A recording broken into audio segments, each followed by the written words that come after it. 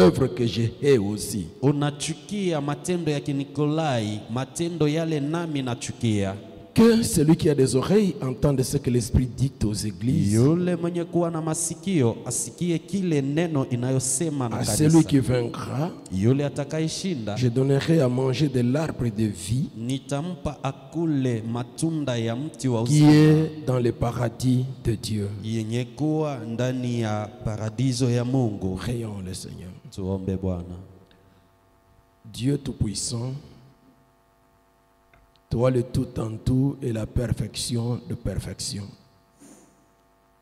Ce matin, nous inclinons nos têtes, nous regardons la terre d'où nous étions tirés. Mais nos cœurs sont ouverts et tournés vers toi, toi le chef et le consommateur de notre foi. Amen. Nous étions étalés sur nos lits comme des morts. Nous ne savions même pas ce qui se passait autour de nous. Mais tu nous as réveillés. Amen. Tu nous as conduits dans ta maison. Nous avons mêlé nos voix à celles de tous les êtres ce matin. Mêlé nos voix à celles des oiseaux du ciel, des animaux de la forêt et de beaucoup de gens qui ont chanté ce matin. Nous croyons certainement que dans cette grande chorale, tu as écouté notre voix et qu'en retour, tu béniras chacun de nous. Bénis le pasteur Ben. Amen. Bénis cette église. Amen. Bénis chacun de nous pour être venu ce matin et accompagne-nous du début jusqu'à la fin. Toi qui avais marché avec les disciples sur le chemin de Maús, du début à la fin, tu as été avec eux. Et qu'à la fin, Seigneur, que tu entres dans nos cœurs pour que nous puissions témoigner aux gens que tu es réellement ressuscité. Nous nous recommandons à toi alors que nous venons de lire la parole. Au nom de Jésus-Christ, notre Dieu, nous te prions ainsi. Amen. Amen. Veuillez vous asseoir. Tupate kukaa.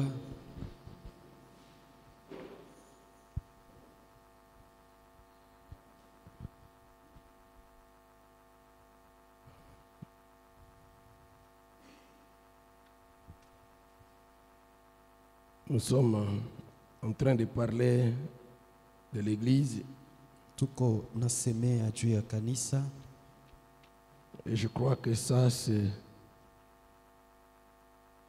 l'avant-dernier point sur l'église.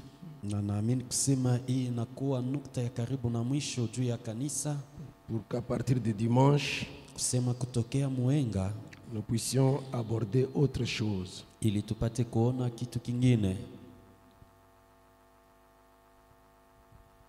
Apocalypse chapitre 2 du verset 1 au verset 7 était une lettre adressée à l'église d'Éphèse. Ufunuo sura ya pili kuanzia mstari wa kwanza hadi wa 7 ilikuwa ni barua iliandikiwa kwa kanisa ya Waefeso. Et de cette lettre, nous avions ressorti un point remarquable. Na kui barua tunatoa hapo nukta moja kabisa ya mafaa Et très réconfortant. na yenye kuleta nguvu kabisa.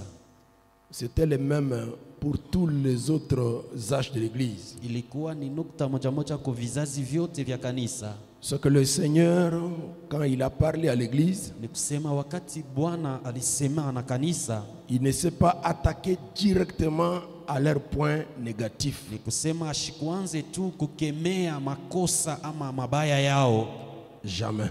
kamwe.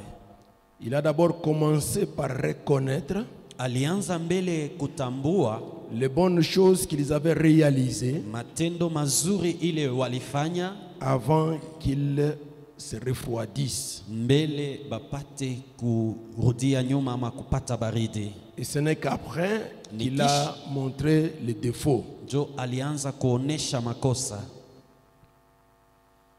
Comme c'est bon de voir que notre Dieu Kama vile inakuwa mzuri kuona Mungu wetu note de bonnes choses que nous faisons. eko kabisa na hesabu ile matendo mazuri tuko nafanya.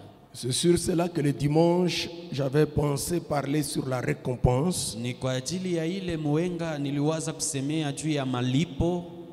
Je n'avais pas terminé. Sikumalize. Et je m'estime heureux de revenir sur ça ce matin. Najikuta wa heri kurudidia juu ya ile hii asubuhi. Vu qu'ici, au Rose de Sharon Tabernacle, Mkuona kusema hapa ku Rose de Sharon Maskani, un grand travail a été fait et bientôt ce sera la dédicace. kazi kubwa ilifanyikwa na hapa sasa kutakuwa mzinduo wa kanisa.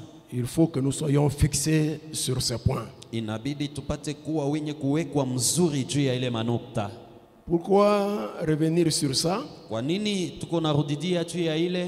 Parce que nous voyons la plupart des frères, Kwa sababu tuko naona wengi katikati ya wandugu à cause de déceptions, à cause des épreuves, kwa ajili ya vipimo, kwa ajili ya kupungukiwa, s'ils avaient travaillé pour être reconnus et qu'on ne les a pas reconnus, kama alitumika ili bapate kumshukuru au kumjua na yeye ils abamtambue, commencent à aller partout et parler en train de regretter tout ce qu'ils avaient fait comme travail. banaanza kwenda na sema fasi yote na kuanza kusikitika kwa ile yote walifanya kama vile kazi. J'en ai vu même qui sont venus à l'église et réclamer leur dîme. Niliona wengine walikuja hata kukanisa kulomba machekumi yabo, Leurs dons qu'ils avaient donnés, les legs qu'ils avaient donnés. ni kusema ile mazawadi yenyewe balikuwa baisha kutoa. Les autres quittent carrément l'église sans Wengine principe. wanatoka mara moja mkanisa pasipo hata kulaka, Et pour se venger, ils vont faire leur propre tabernacle. na kwa malipizo wanaenda kufanya mamaskani yao binafsi, Et ils donnent des noms belliqueux à ces tabernacles, des noms vraiment terribles à na ces tabernacles. banaipanga majina mazuri kabisa ya mashangaisho kwa ile mamaskani. Agapao tabernacle pour dire qu'ici il y a l'amour, là-bas il n'y a pas l'amour. Agapao maskani juu ya kusema huko kuko upendo, kule hakuna upendo. Mont Carmel tabernacle pour dire que nous va voir. Mlima Karmelio juu ya kusema tutaona sasa, Et ainsi de suite. na hivi kadhalika. C'est regrettable qu'on puisse voir des choses comme ça. Ni ya masikitiko tupate kuona vitu vya vile.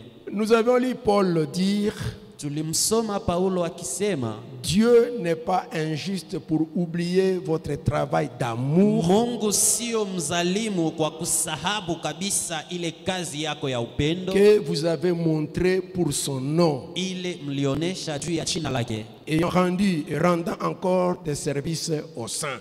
mukitendea ama kufanya tena matendo ama kazi juu ya watakatifu. Et Branham venait nous dire, Na moja kutuonesha du premier au dernier âge, tokea mkizazi kia kwanza hadi kia mwisho, tout ce qui a été fait, byote bile bilifanyika. même donner un seul verre d'eau fraîche à quelqu'un, Hata kupatia tu mtu kopo moya ya mai, Dieu prend ça en compte. Mungu eko kabisa na hesabu ile. Et cela amène en retour une bénédiction, une récompense de la part du Seigneur. Na ile iko na leta baraka kutokea kwa Mungu. Ça, nous connaissons depuis nos églises traditionnelles, Ile tunaijua tokea makanisa yetu ya zamani. que tout ce que vous faites là, Dieu vous bénira. Byote bile mko nafanya Mungu atamibariki. Mais le grand problème Lakini mambo kubwa qui déstabilise les frères mal affermis, yenye kabisa kuregeza wandugu wale hawayakankamishwa mzuri, c'est en tout cas l'attitude qu'on doit prendre pour attendre cette inakuwa récompense. ni hali gani ile unaweza kuwa nayo mkuchunga ile mibaraka. Le temps qu'on prend avant de recevoir cette récompense, Ile wakati yenye iko napita mbele ya kupata ile malipo, c'est là que vous voyez parfois les gens se fâcher, njo pale mko naona mara watu wanakasirika, alors que cela ne dépend ni du pasteur ni de qui que ce soit. Seul Dieu est celui qui récompense. japokuwa ile malipo haina wala mchungaji wala yeyote, lakini ni Mungu yeye mmoja njo iko nalipa. Qui peut aller conseiller à Dieu? Nani anaweza kwenda kumshauri Seigneur, Mungu? ce frère-là a beaucoup travaillé, récompense-le. Bwana, ule ndugu anatumika sana, umlipe. Cette sœur-là a beaucoup contribué, récompense-là. Ule dada anaishaleta michango mingi, umlipe sasa. Dieu est souverain. Mungu anakuwa mwenyeji. Il n'y a pas quelqu'un qui peut le conseiller. Hakuna mtu mwenye anaweza kabisa kumshauri. Nous devons simplement savoir Lakini tunapasha tu kujua que tout ce que nous faisons, kusema byote bile tuko nafanya, Dieu prend bonne note de cela. Mungu eko kabisa na andika mzuri Et hiyo, il va récompenser. naye atalipa ile. La Bible dit, Biblia inasema Dieu n'est pas un fils de l'homme pour mentir. Mungu hana mwana wa mtu juu ya kudanganya. Amen. Amina. Nous avions lu le dimanche dans Matthieu, mais aujourd'hui prenons Marc. Tulisoma Mwenga Matayo, lakini leo tubebe Marko. Marc chapitre 10, Marko sura yake ya 10 partie de verset 28. kuanzia mstari wa 28. Pierre se mit à lui dire, Petro akamwonesha, voici, nous avons tout quitté tazama sisi tunaacha vitu vyote et nous t'avons suivi. na sisi tunakufata. Jésus répondit, Yesu akasema, je vous le dis en vérité, kweli ninawaambia, il n'est personne qui, ayant quitté à cause de moi, hakuna mtu yule ambaye aliyeacha kwa ajili yangu et à cause de la bonne nouvelle, na kwa ajili ya habari njema, sa maison ou ses frères, nyumba yake wala ndugu ou ses wake, frères ou sa mère, wa dada yake au mama yake, ou son père ou ses enfants, baba yake wala watoto yake, ou ses terres, wala udongo wake, ne reçoivent au centuple présentement dans ce siècle-ci asipokee mara 100 mbele muhii dunia hii, des maisons, manyumba, des frères, wandugu, des sœurs, wadada, des mères, wamama, des enfants watoto et des terres na maudongo avec des persécutions. na mateso vile Et vile, dans les siècles à venir, na ile tena mbingu itakayokuja, la vie éternelle. uzima wa milele. Donc par cette réponse que le Seigneur a donnée, Kupitia à hii Pierre, jibu yenye Bwana alimpa Petro, nous comprenons qu'il y a des récompenses que nous recevons de ce côté-ci de l'éternité. tunaelewa kusema kunakuwa malipo ile yenye tuko napokea hii ngambo hii ya dunia, Et d'autres de l'autre côté de l'éternité. na ile ingine ngambo ya pili ya umilele. Et dans tous les deux côtés, Na muile ngambo yote mbili, comme d'ailleurs dans toutes les disciplines de la vie, na vile inakuwa mkila hali ya maisha, les récompenses viennent toujours à la fin. malipo iko na kuja kila mara ni kumwisho, La fin d'un travail, mwisho wa kazi, la fin d'un programme, mwisho wa mipango moya la fulani, fin d'une mission, mwisho wa mipango moya ya la kazi fin d'une fulani, épreuve, mwisho ya kipimo fulani, etc. na hivi kadhalika, La fin d'une vie vécue même. mwisho ya maisha moja yenye uliishi. Donc, le couronne composé sur les têtes, inakuwa taji ile banaweka juu ya kichwa, les guirlandes composées sur les épaules, kunakuwa ile vifaa wanaweka juu ya mabega, les médailles qu'on vous fait porter, mamedai ile beko natuvika, les diplômes qu'on donne, ama cheti ile beko natupa, les salaires qu'on donne, malipo ya mwezi ile beko natupa. toute forme de récompense viennent à la fin. Aina yote ya malipo inakuwa ni kumwisho.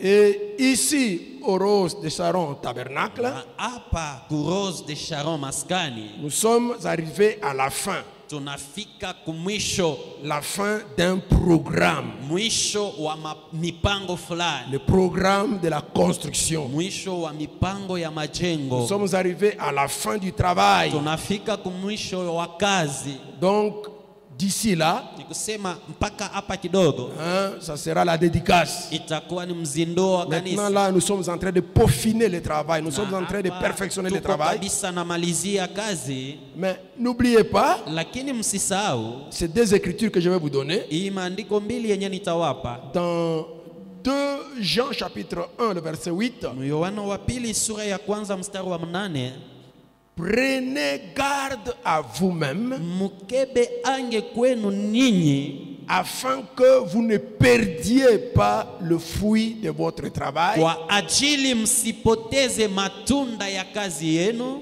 mais que vous receviez une pleine récompense. lakini mpate kupokea malipo ya utele. nous sommes arrivés à la fin. Tunafika kumwisho. Nous sommes arrivés maintenant au moment de la récompense. Tunafika sasa wakati yenyewe ya kupokea Mais la mshahara. Bible nous avertit. Lakini Biblia inatukalamusha. Hein, comme dans notre proverbe on dit, Kama vile ndani ya mezali banasema, la pirogue se renverse parfois juste au rivage. asema mtumbu inekalake kuna zama karibu tu na Donc na maintenant là, kivuko. nous arrivons à la fin. Sasa hapa tunafika kumwisho. Mais Jean dit, Lakini watu weko nasema, Jean chapitre 1 dit, Yohano sura yake ya 2 kwanza Jean, anasema, prenez garde à vous-même mkebe ange kwenu ninyi wenyewe, afin que vous ne perdiez pas le fruit de votre travail. kwa ajili usipoteze malipo ya kazi yako, Mais faites un effort lakini ujikaze pour que vous receviez kwa ajili upate kupokea une pleine récompense de ce ile travail. malipo ya utele yenye kueneana ya ile Et kazi. plus loin, Apocalypse 3 verset 11, Na mbali Ufunuo sura ya 3 mstari wa 11, je viens bientôt.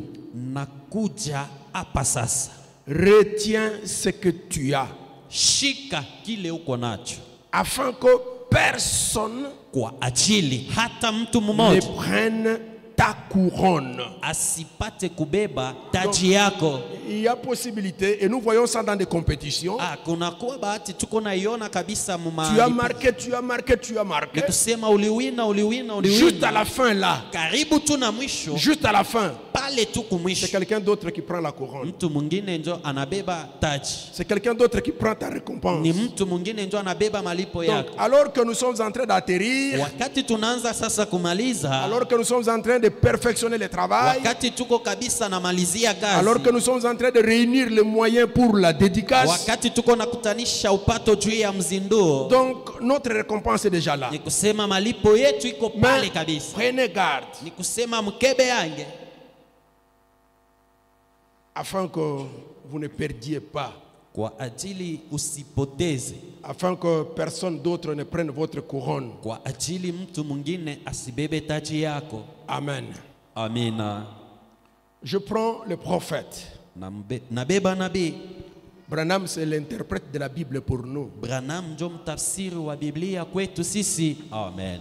Parce qu'il est écrit Imeandikwa qu'aucune parole de l'écriture hakuna hata neno moja ya andiko ne peut faire l'objet d'une interprétation particulière, ile inaweza kuwa na matafsiri ya upekee, car c'est poussé par le Saint-Esprit kwa sababu iko yenye kuandikwa na Roho que les gens Mtakatifu. ont parlé de la part de Dieu. Njoo watu weko nasema kutokea kwa Mungu, Et la colonne de feu na nguzo ya moto qui a écrit l'Ancien et le Nouveau Testament ile iliandika Agano Jipya na Agano la Kale est revenue dans ces derniers jours ilirudia tena siku ya mwisho pour interpréter. kwa ajili ya C'est kutafsiri. pourquoi après avoir pris le passage de la Na Bible, njoo kwa maana kisha kusoma andiko nous ya prenons le Biblia, prophète pour voir comment il interprète tuko les choses. nachukua nabii juu ya kuona namna gani yeko na tafsiri ile Dans la ya neno. prédication, dès ce moment-là, Na ndani ya mahubiri tokea ile wakati prêché le 31, ilihubiriwa tarehe 31 troisième mois, mwezi wa 3 1960, mwaka au 1960, chiffre 5. ubeti wake wa 5. Mais Lakini vous ne pouvez rien faire qui serait trop insignifiant pour que Jésus manque de le voir. hamuwezi kufanya kitu kile kenye kitakuwa kabisa kia kuzaraulika ili Yesu apate kukosa kukiona, Peu importe où cela est fait, ijapokuwa ni wapi kule unafanya ile peu kitu, importe ce que c'est, ijapokuwa ni kitu gani unafanya, chaque petit témoignage kila kaushuda kadogo, ou chaque expression de la loyauté envers Jésus, kila tendo yenye kuonesha utawa mbele ya Yesu, il connaît les passereaux qui tombent dans la rue. anachua hata kale kandege kadogo kenye kuanguka Il mbarabara, connaît les pensées même du cœur. anachua hata mawazo ya moyo. La Bible dit qu'il connaissait les passereaux qui tombaient dans la rue. Biblia inasema alikuwa anachua kale kandege kadogo kenye kuanguka Et nous mbarabara. sommes si heureux de savoir cela, Nasi tunakuwa waheri kujua que hiyo, chaque petite chose que nous faisons, kusema kila katendo kadogo tunachofanya Jésus Jésus nous voit le faire. Yesu eko natuona Et tukiifanya, il connaît l'objectif et le motif lakini anajua kifukuzio que na nous nia avons en faisant cela. ile tuko nayo mkufanya Et vile, il nous récompensera. naye atatulipa. Une fois, il a dit, Mara moja alisema, en vérité, je vous le dis, kweli kweli si vous ninawaambia, donnez ne fût-ce qu'un verre d'eau froide à l'un de ceux-ci, kama ukipatia tu kikombe moja ya maji kwa mmoja wa hawa, vous ne perdrez point votre récompense. hautapoteza kamwe Les malipo petites yako. choses que nous oublions tout simplement. Tubitu tuloko tule tuko na sababu tu, N'oubliez pas, usisahau. quand vous voyez un estropié dans la rue, Wakati unaona mtu akilema munjia, un pauvre, maskini, un aveugle kipofu, et un infirme ou un na boité, mtu wa ulema au mtu mwenye kupoza, plutôt que d'offrir des loisirs à quelqu'un d'autre, Bahali aidez-le. ya kufurahisha mtu mwingine, umusaidie ule maskini. Jésus a dit, Yesu alisema, j'étais malade et vous ne m'avez pas visité. nilikuwa mgonjwa na ninyi hamkunitembelea, J'étais en prison, vous ne m'avez pas visité. nilikuwa mkifungo hamkuja kuniona, J'étais affamé et vous ne m'avez pas donné à manger. nilikuwa na njaa na hamkunipe chakula. Quand avons-nous fait cela? Wakati gani sisi tulifanya ile? Quand avons-nous vu? Wakati gani tulikuona Yesu? Toutes les fois que vous avez fait ces choses à l'un de ses plus petits, Mara yote yenye mlifanyia hii matendo kidogo kwa hao c'est à watoto, moi que vous l'avez fait. ni kwangu mimi ndio Oh, nilifanya. combien nous devions être reconnaissants envers notre précieux Seigneur Jésus. Ewe, mara ngapi tunapasha kuwa na shukurani mbele ya Bwana wetu wa damani Yesu. Amen. Amen. Donc il n'oublie jamais Asisahau kamwe tout ce que nous faisons. vyote bile tuko nafanya. Il connaît le motif pour lequel nous le faisons, Anajua sababu ya kile tuko les objectifs nafanya. que nous poursuivons en le faisant. Anajua kifukuzio kenye kiko na N'importe où, n'importe quand, fasi yoyote il en aizuru prend wakati bonne gani. note et il récompense. Eko naandika mzuri na yeye ko nalipa. Il n'est pas comme la reine d'Angleterre. Hana kama ule malkia wa ku Angleterre. Une fois, cette reine est allée au Canada Mara moja ule malkia alienda ku Canada, et on avait fait sortir les enfants de l'école pour l'accueillir. na balitoshaka batoto ya kumasomo juu ya kumpokelea. Les enfants de la maternelle étaient placés là. Batoto ya kumaternelle balikuwa pale, Et la reine est passée, tout le monde a applaudi. na malkia alipita, watu wote walipiga mikono. Mais quand l'institutrice est retournée avec les enfants dans la salle, Wakati mwalimu alianza kurudia na watoto elle a mchumba, remarqué l'absence d'un enfant. akatambua kusema hakuna mtoto Elle est moja. allée chercher, elle a trouvé cet enfant-là courbé en train de pleurer. Alienda kutafuta na akakuta ule mtoto anakunjama iko nalia. Elle lui pose la question, mais pourquoi tu pleures? Akamuuliza, kwa nini uko nalia? Est-ce que tu n'as pas vu la reine? Eti haukumwona malkia? Il a dit, si, je l'ai vu. Sema, ndio Est-ce nilimwona. que tu n'as pas agité ton drapeau? Eti haukutikiza bendera yako? Si, je l'ai agité. Kweli Mais nilitikiza. comment elle dit? Sasa Elle juu dit, ya nini unalia? j'étais tellement petit Sema nilikuwa sana que mdogo, la reine a regardé tout le monde, na malkia aliangalia anaona mais la watu reine ne wote, m'a pas vu, moi. lakini asikuniona mie. Alors, frère Branham dit, Sasa ndugu Branham la anasema reine c'est une personne. malkia alikuwa ni mtu. Tu peux faire quelque chose, le pasteur peut manquer de voir ça. Unaweza kufanya kitu, mchungaji anaweza kukosa Parce que le kukiona, pasteur c'est une personne. sababu mchungaji ni mtu. Mais Jésus Lakini Yesu, voit tout amen, eko naona et vyote récompensera tout. na yeye atalipa vyote. Vraiment, c'est une parole de réconfort pour nous. Kweli inakuwa ni neno yenye kuleta nguvu kwangu. Il y avait un point qu'on n'avait pas traité le dimanche. Kulikuwa nukta moja ile hatukusemea mwenga, C'était au sujet de la femme qui avait parfumé Jésus. ilikuwa ni juu ya ule mwanamke alipaga manukato Yesu. Si nous pouvons revenir dans Matthieu chapitre 26, Kama tunaweza kurudia Mathayo 26, prenons juste le verset 7 pour gagner du temps. tubebe tu mstari wa 7 juu ya kufukuzia wakati. Une femme s'approcha de lui, Mwanamke mmoja akamkaribia tenant un vase d'albâtre akishika ile chupa ya manukato, qui renfermait un parfum de grand prix. ilikuwa kabisa na manukato ya bei kubwa. Et pendant que Jésus était à Na table, wakati Yesu alikuwa kumeza, elle répandit le parfum sur sa tête. akamwanga ile manukato juu ya kichwa yake. Ajoutons une autre un autre verset Tuongeze tena andiko qui ingine éclaire cet événement-là. yenye kufasiria mzuri Luc ile chapitre tena. 7, Luka sura yake ya 7 le verset 44 à 48. mstari wa 44 hadi 48. Puis, se retournant vers la femme, Kisha akamgeukia ule mwanamke il dit à Simon, akamwambia Simoni, vois-tu cette femme? unamwona huyu mwanamke? Je suis entré dans ta maison Niliingia ndani ya nyumba yako, et tu ne m'as point donné l'eau pour laver mes pieds. wewe haukunipa hata maji juu ya kunawisha miguu yangu. Mais elle, Lakini elle yeye les a mouillés de ses larmes, aliilobanisha na machozi elle yake, les a essuyés avec ses cheveux. anaipanguza na nyele yake. Tu ne m'as point donné de baiser. Haukunibusu.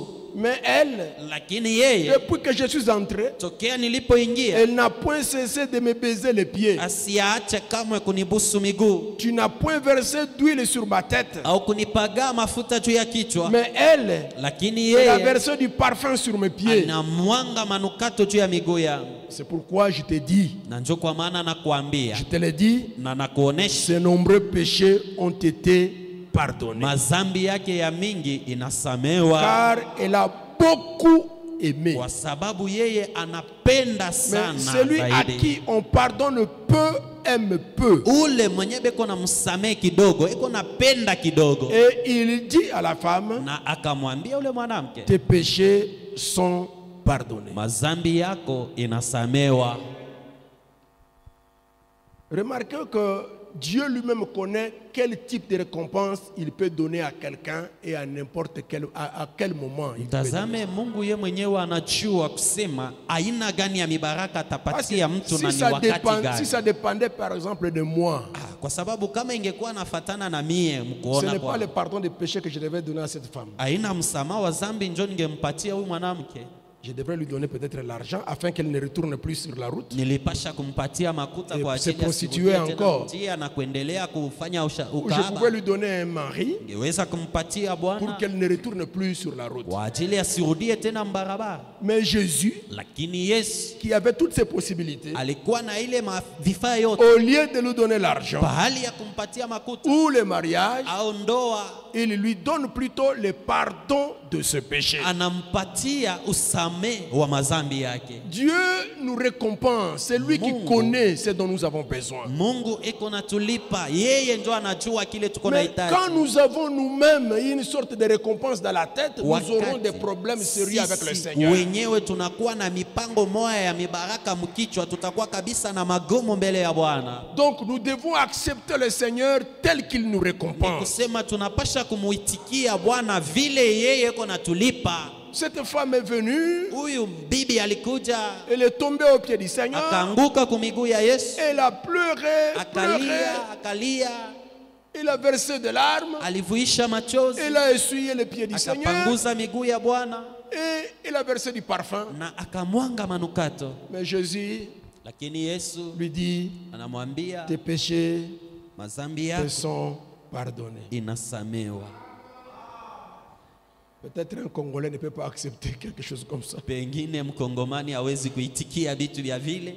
Mais je pense qu'il n'y a pas grand-chose Nawaza hakuna kitu kikubwa que le Seigneur pouvait faire pour quelqu'un kenye Bwana anaweza kutendea mtu en dehors du pardon de ses péchés. nje ya usamehe wa mazambi yake. Amen. Amen.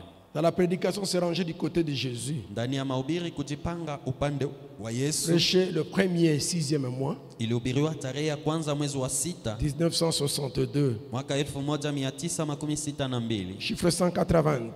ubeti wake 118. Et Jésus s'assit simplement et la regarda. Yesu akakaa tu na kumtazama, Il ne bougea pas un pied jusqu'à ce qu'elle ait terminé. asikutikiza hata mguu mpaka pale ule bibi alimaliza. Si vous vous mettez à faire quelque chose pour Jésus, Kama unaanza kufanya kitu fulani juu ya Yesu, Jésus se tiendra là Yesu yeye atabakia pa et vous observera le faire pendant un temps. na ataanza kumiangalia mukufanya mwakati moya fulani. Il vous laisse aller de l'avant Anamiacha mpate tu kuendelea jusqu'à ce que vous ayez fini mpaka pale mutamaliza. Et alors la récompense vient. Ah, na njo pale sasa malipo inakuja. Peut-être que Pengine vous aurez à passer toute votre vie à travailler pour lui. unaweza kupitisha maisha yako yote mzima ukimtumikia. Mais ne vous inquiétez pas. Lakini hapana kuhuzunika. Il y a une récompense à la fin. Kunakuwa malipo moja kumwisho. Si vous vous rangez de son côté. Kama tu kijipanga ngambo yake. Amen. Que celui qui est à côté soit béni. Ule mwenye kwa pembeni abarikiwe. Ça ne me dit rien. Hainyoneshe kitu. Mon temps viendra. Wakati wangu utakuja. Amen. Amen. Amina. Vous savez, vous voyez les Congolais, Najua naona wakongomani ils n'aiment pas planter les plantes qui mettent très longtemps. Ça, c'est depuis nos ancêtres. Kuotesha ile miti yenye kukawa sana. Depuis nos ancêtres. Tokea bakambo. C'est l'homme blanc qui a planté le cocotier. Ni mzungu njo aliotesha kokotier. Il a planté le manguier. Anaotesha maembe. Il a planté l'avocatier. Anaotesha avocat. Tous ces arbres-là, ile miti yote ile. C'est le blanc qui a planté ça. Ni mzungu njo aliotesha ye. Et les noirs même actuellement commencent à couper ça pour faire des braises. Beushi hata hapa sasa bananza kukata tena ile miti juu ya kufanya hayo makala. Pourquoi ils n'aiment pas planter ça? Juu ya nini mtu asipende kuotesha ile? Parce qu'ils ne veulent pas attendre la récompense. Kwa sababu asipende kuchunga malipo. Vous pouvez même trouver quelqu'un en train de planter ça, vous lui posez la question, est-ce que tu vas manger ça quand? Donc, à ton âge, si tu plantes ça aujourd'hui, tu vas manger ça quand?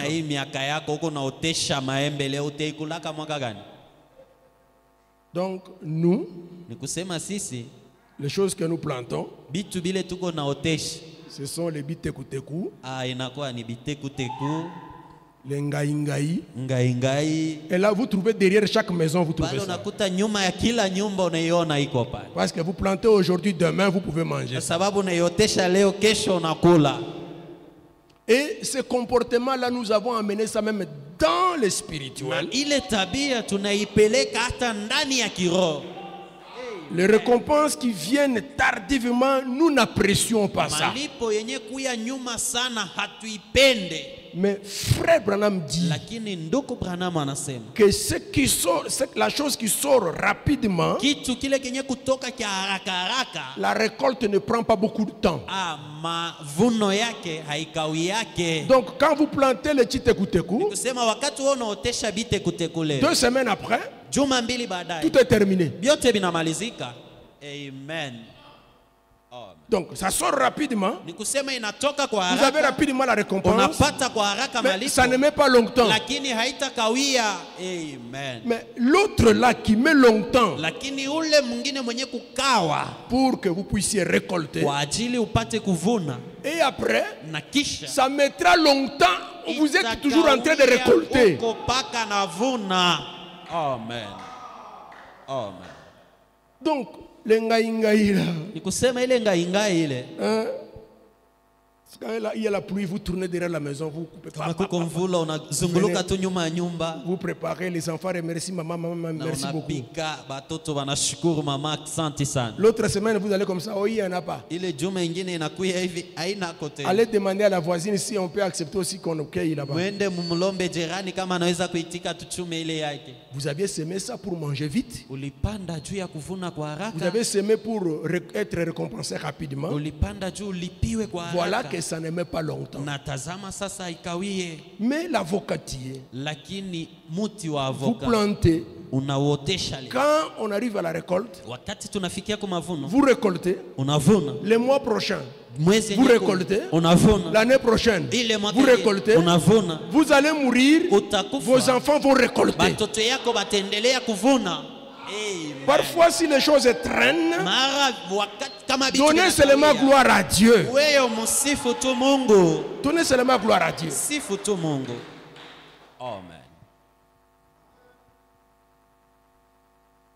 Chiffre 186. Ubeti 186. Comment savez-vous que vous n'êtes pas cette personne-là Gisi gani unachua kusema we hauna ule mtu ule pour votre communauté ou pour quelqu'un kwa ajili ya wajirani na watu wengine que vous rencontrerez? au mtu yule unaweza kukutana naye? Rangez-vous de son côté. Ujipange tu upande wake. Rendez-lui un service. Umtumikie. Faites quelque chose pour lui. Fanya ko kitu moja juu yake. Vous comprenez ce que je veux dire, frère? Unaelewa kile naweza kusema ndugu? Rangez-vous du côté de Jésus. Jipange upande wa Yesu. Acceptez-le. Umuitikie. Que votre choix se porte sur lui. Uchaguzi wako upate kuwa juu ya Yesu. Rendez-lui service. Umtumikie Yesu. Même si quelqu'un d'autre, hata kama mtu mwingine, que vous soyez récompensé ou n'importe quoi, au wewe ulipwe au aizuru nini, cela ne change rien. ile haibadilishe kitu. Attendez jusqu'à ce que le travail soit fini. Chunga paka pale kazi itamalizika.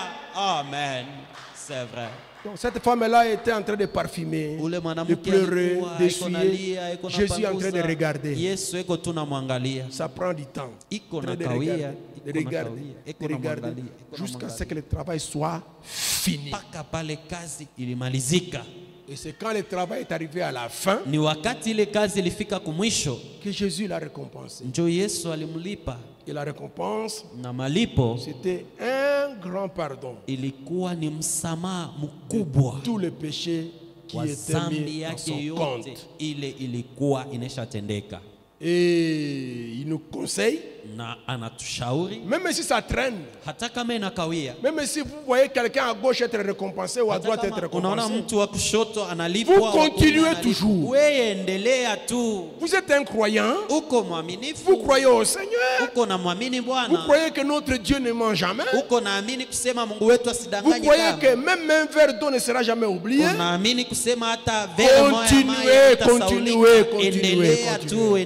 Continuez. Attendez jusqu'à ce que le travail soit fini. Chiffre 281. Maintenant, nous devons nous rencontrer de nouveau ici dimanche matin. Beaucoup d'entre nous. Et nous prions, oh Dieu, que tu veuilles nous rencontrer et briser le pain de vie pour nous. Nous aimerions, oh Dieu, nous souvenir de frère Radel et de son église là-bas, tous ceux qui séjournent avec lui,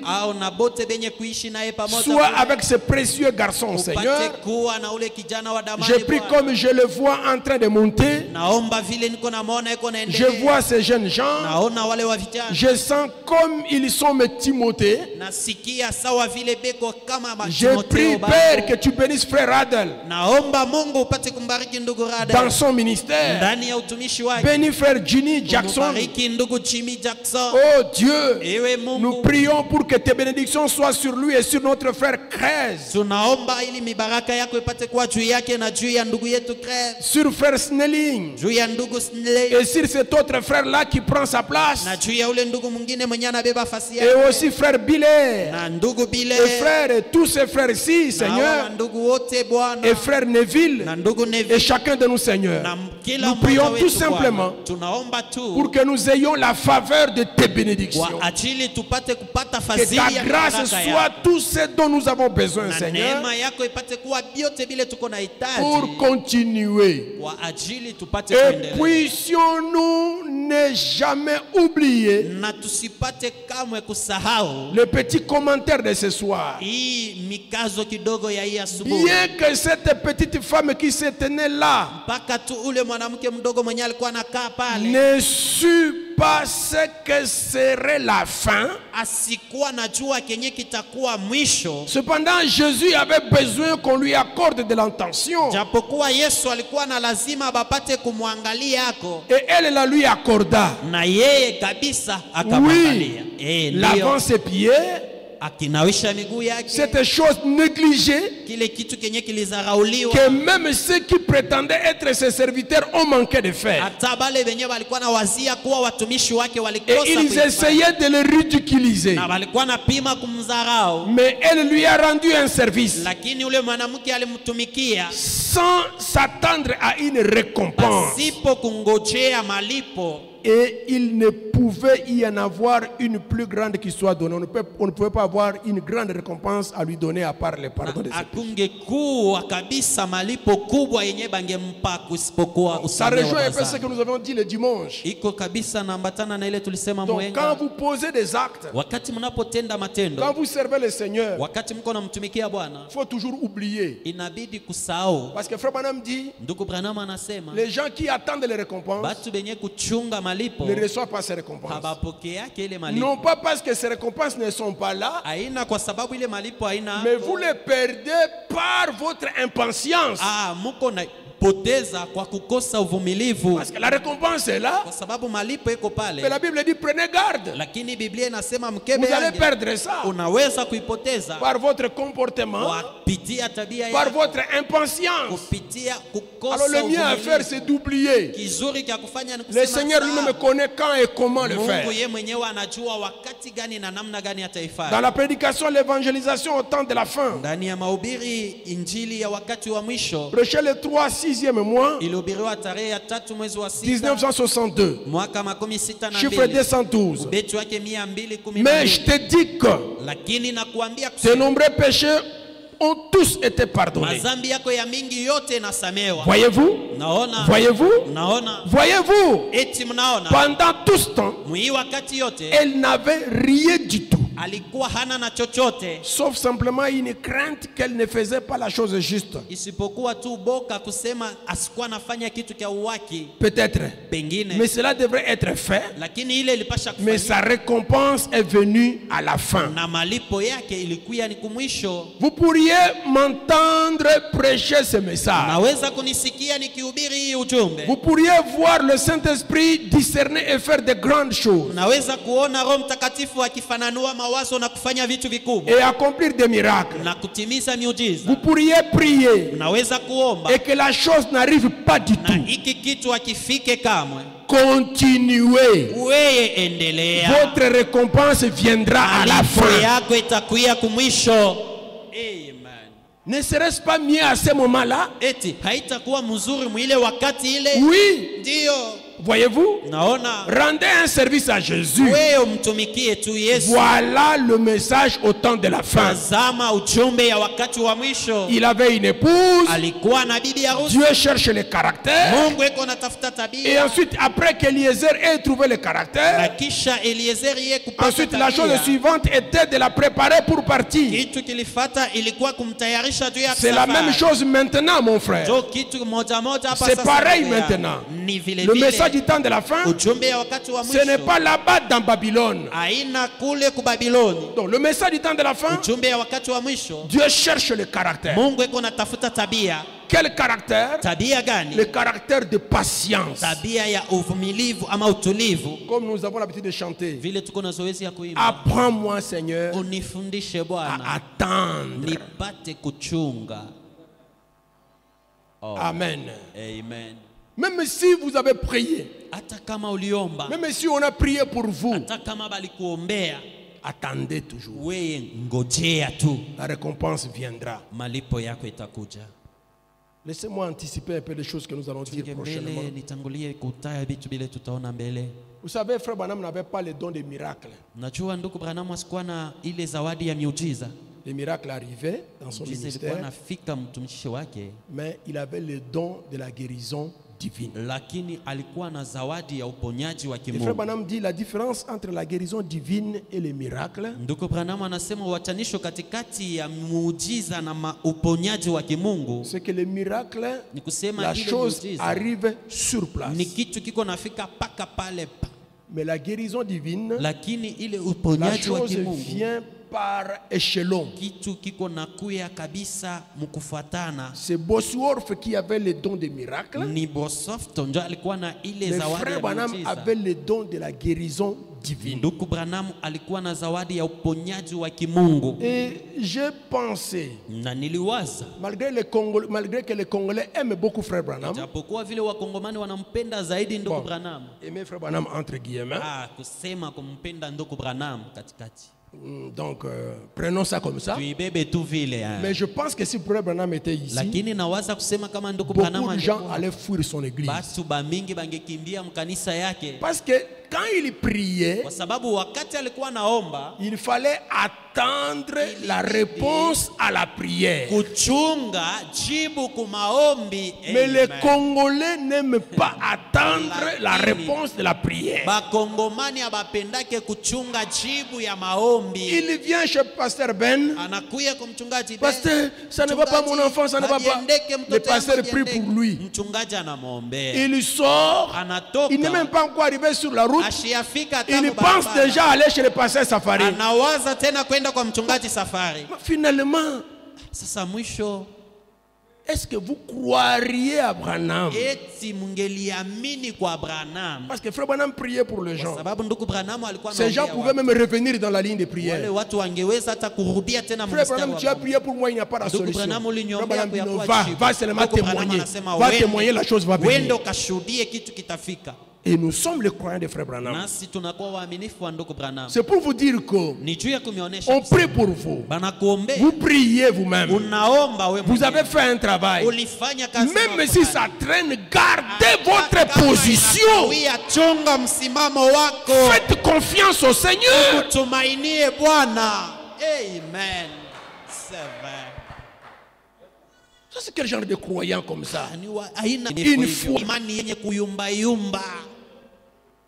Que se Ijapokuwa repose yenye kuikala sur mzuri le roc solide, juu ya mwamba ya nguvu, selon ce que le Seigneur a déjà fait sur la croix. kufuatana na ile Bwana anishafanya kumsalaba.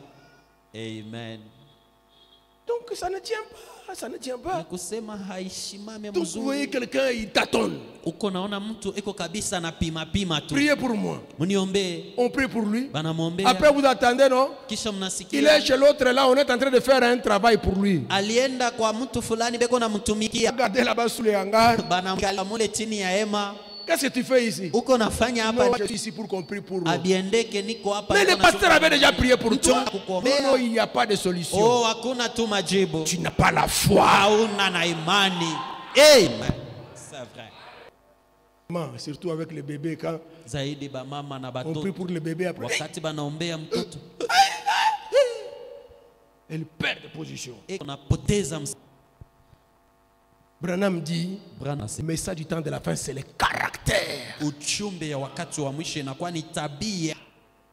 Je pense que tout homme marié aime sa femme cause Kila bwana mwenye yake kwa sababu ya agité. mwanamke mwenye hana kabisa wa Il n'est moto. pas ballotté. Hana kabisa wa kutizika saa yote. C'est que Dieu cherche. Njo ile Mungu eko Le natafuta. message du temps de la fin. Uchumbe ya wakati wa On mwisho. prie pour lui. Banamwombea, Il prie lui-même. anaomba ye mwenyewe, Il travaille. anatumika, Il attend anachunga voir le Seigneur kuona Bwana, répondre. Parce que le Seigneur ne peut pas mentir. kwa sababu Bwana hawezi kudanganya. Pourquoi vous n'avez pas confiance à Dieu? Kwa nini hamna na matumaini ndani ya Mungu? C'est pourquoi Rose de Sharon, Na njo kwa maana Rose de Sharon, vous êtes maintenant à la fin du travail. muko hapa sasa kumwisho wa kazi, Et comme je l'ai dit plus haut, na kama vile niliisema ne juu, perdez pas le fruit de votre travail, msipoteze matunda ya kazi yenu, mais recevez-en une pleine récompense. lakini mupate kupokea utele wa malipo. Attention que personne ne prenne votre couronne. Keba ange mtu mwingine asibebe Les kati yako. récompenses se donnent à la fin. Nous sommes à la fin. Na tuko kumwisho, malipo inaletwaka ni Et c'est kumwisho. Dieu lui-même qui va donner la récompense. Na ni Mungu ye mwenyewe ndio ataleta ile Il malipo. connaît qui a fait quoi. Anajua ni nani alifanya nini. Il connaît qui fait quoi. Amen. Na anajua ni nani mwenye Et il a la kufanya nini. récompense avec lui. Na eko na malipo. Amen. Je peux dire encore quelque chose ici. Naweza tena kusoma kitu kingine hapa. Retournons dans Matthieu chapitre 26. Turudie mu Mathayo 26. Ça aussi c'est très important. Hii nayo ni ya lazima zaidi. Matthieu chapitre 26, verset 8. Mathayo 26 mstari wa Donc, 8. quand cette femme-là a versé du parfum aux pieds de Jésus, Wakati ule mwanamke alimwanga manukato kwa miguu ya Yesu. écoutez maintenant, Sikilizeni sasa. verset 8, Mstari wa 8. les disciples voyant cela, Wa mitume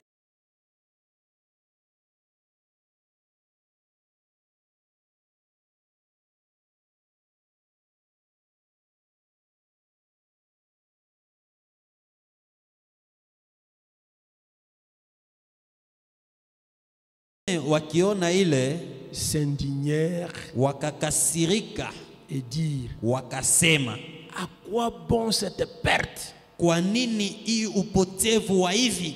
Donc quelqu'un rend service à Jésus, Ni kusema kuko mtu eko na mtumikia Yesu. les autres considèrent ça comme une perte. Bengine banaangalia sasa hiki ni kupoteza tu. Nous allons continuer la lecture. Tutaendelea kusoma. C'est pourquoi il y a des choses que si vous voulez le faire, Comment? ne dites pas ça aux membres de vos familles. Ndio kwa maana kuko vitu kama unapenda kubifanya usiseme kwa wanamemba wa jamaa yako, Parce que ils considèrent ça comme une perte. kwa sababu bobeko naona sasa uko unapoteza makuta.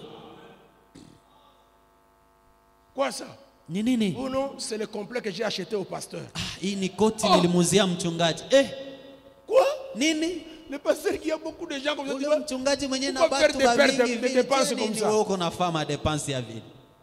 c'est quoi ça? Ni nini? Oh non, ça j'ai acheté un projecteur pour l'église. Hii ni projecteur niruza juu ya kanisa. Pour qu'on puisse commencer à projeter les images. Ili bapate kuprojecter ma image. Donc, quelqu'un rend service à Jésus, Ni kusema kuko ule uko namtumikia Yesu, les autres bengine considèrent ça banaona ile comme une perte. sasa ni kupoteza tu makuta bure. C'est pourquoi il y a des choses. Abraham a refusé même de dire à sa femme que Ibrahimu je vais alikataa aller hata offrir cet kumwambia mke enfant. wake ase niko naenda kutoa au mtoto huyo. Parce que sa femme ne pouvait pas comprendre ça. Bibi yake angeweza kuelewa hiyo. Nous avons fait 25 ans pour avoir l'enfant. Unafanya miaka 25 mkuchunga mtoto juu Tu ya dis kupata. quoi? Unasema nini? Non, Dieu a dit Mungu anasema que je puisse aller les sacrifier. nyende nikamtolee. Est-ce que tu réfléchis? Eti uko nafikiri? Donc, ils ont considéré ça comme une perte. Ni kusema wa mitume waliona saa ni Verset 9. kupoteza. Mstari wa 9. Verset 9. Mstari wa 9. On aurait pu vendre ce parfum très cher et en donner le prix aux pauvres. Tungeliuzisha ile marasi kwa bei ya nguvu na kupatia ile makuta wa Voilà, maskini. une bonne idée, des bonnes intentions. Wazo mzuri, mania moya mzuri. Quelqu'un qui réfléchit plus que son Mtu pasteur. mwenye kufikiri zaidi ya mchungaji Quelqu'un wake. qui a de bonnes idées plus que Dieu. Mtu mwenye kuwa na mawazo mzuri kumpita Jésus, Mungu. s'en étant aperçu, leur dit: Yesu wakati aliona ile akawaambia, pourquoi faites-vous de la peine à cette femme? kwa nini kabisa mko namtendea mubaya huyu mwanamke? Elle a fait une bonne action à mon égard. Yeye anafanya tendo mzuri juu yangu. Car vous avez toujours des pauvres avec vous, Kwa sababu mweye kila siku muko na bamaskini, mais vous ne m'avez pas toujours. lakini hamuikalake na mie kila En siku. répandant ce parfum sur mon corps, Yeye mukumimia hii marasi elle juu l'a ya fait mwili wako. pour ma sépulture. Elle Anaifanya a fait ça pour juu mon enterrement. juu ya mazishi yangu. Le travail de la construction, c'est un travail périodique. Kazi ya mjengo ni kazi ya kipindi moja fulani. Mais votre famille, c'est tous les jours. Jamaa yako ni kila siku. Faisons d'abord ça, ce qui est Tufanye périodique. mbele hii ni Ça, ya c'est pour un kipande, temps. Allez, ni ya mettons-nous wakati ensemble. moja fulani. Terminons ça. Tumalize hiyo Alors, mbele. chacun va maintenant s'occuper de ses Kisha affaires. kila mtu atahusika na mambo Pourquoi vous yake. avez fait des problèmes comme ça? Juu ya nini mnaanza kufanya mambo vile? Est-ce que nous sommes ensemble? Eti tuko pamoja. Écoutez, ici, on a dit que c'était les disciples qui ont réfléchi comme ça. Sikilizeni hapa banasema ni bamitume ndio balifikiri vile. Mais l'apôtre Jean a précisé Mtume Yohano yeye alihakikisha que c'était Judas. kusema ilikuwa ni Yuda. Parce qu'il y a des choses que vous appelez l'église dit. Oh, Kuko l'église kitu dit. kanisa Oh, inasema. l'église parle. Mukanisa ndio Non, balisema. l'église ne peut pas parler ensemble comme ça. Kanisa haiwezi kusema Il y a yote toujours mara quelqu'un qui moja. est à l'origine. Ni kusema kunekalaka mtu Il y a mmoja toujours quelqu'un. anaanzaka, kuko tule mwenye alianza. Amen. Les disciples se sont indignés. Wamitume walikasirika. Ils ont dit, mais Banasema on lakini peut prendre ce parfum, vendre tunaweza kuuzisha ile marasi et acheter les choses données aux na pauvres. kuuza bitu tunakabula ba On a dit, maskini. les disciples ont dit. Bamitume Comment balisema. les disciples peuvent raisonner au même moment et Namna parler? gani bamitume Non. bote banaweza kufikiri Il y a mwa- un mwa- instigateur. Kulikuwa moya mwenye Et dans alianza. l'église, il y a toujours des Na instigateurs. mukanisa kunikalaka paka ule mwenye anaanzaka. Ne soyez pas un instigateur. Sikuwe tu ule wa kuanza mambo mubaya. Parce que Judas n'a pas bien Kwa fini. sababu Yuda sikumaliza mzuri. Amen. Jean chapitre 12 verset 4. Yohana sura yake 12 mstari wa 4. Jean 12 verset 4. Yohana 12 mstari wa 4. Un de ses disciples, Judas Iscariote, fils de Simon, Moja ya wamitume wake Yuda Iskariote mwana wa Simoni, celui qui devrait le livrer, dit: ule mwenye alipasha kumtoa akasema, pourquoi n'a-t-on pas vendu ce parfum 300 deniers pour le donner aux pauvres? kwa nini hatutauzisha hii marasi vipande 300 juu ya kupatia wa maskini? Des dépenses comme ça. Madepense ya bure tu hivi. Ou acheter des carreaux, mettre Tuuze ça. makaro, Frère, vitu nous vya allons dans hivi. l'enlèvement, frère. Tuko nenda mkunyanyuliwa ndugu. Acheter les vitres, tout ça. Mavitre, vitu vya hivi. Pourquoi des dépenses comme ça? Juu ya nini ile madepense Nous avons yote? des sœurs ici dont les maris sont morts. Tuko na badada hapa baisha fisha Nous avons des frères qui n'ont pas étudié. tuko na bandugu benye bakufunda masomo. Et ça commence maintenant à circuler dans l'église. Inaanza sasa Oh, kuzunguluka l'église est mkanisa. en train de parler. Ce n'est pas l'église. Kanisa iko nasema haina kanisa. Il y a un monsieur qui est là. Kuko Yuda moya iko pale. Judas Iscariote est là. Yuda Iskariote iko pale. Ne mettez ça pas sur l'église. Hapana Ne mettez ça kwanza pas sur sema l'église. kanisa. L'église est seulement emportée dans un mouvement. Kanisa inabebwa tu mwile mtikisiko ile. Amen. Pourquoi? Va le vendre. Juu ya nini tu? Tungeuzisha tu ile. Verset 6. Mstari wa 6.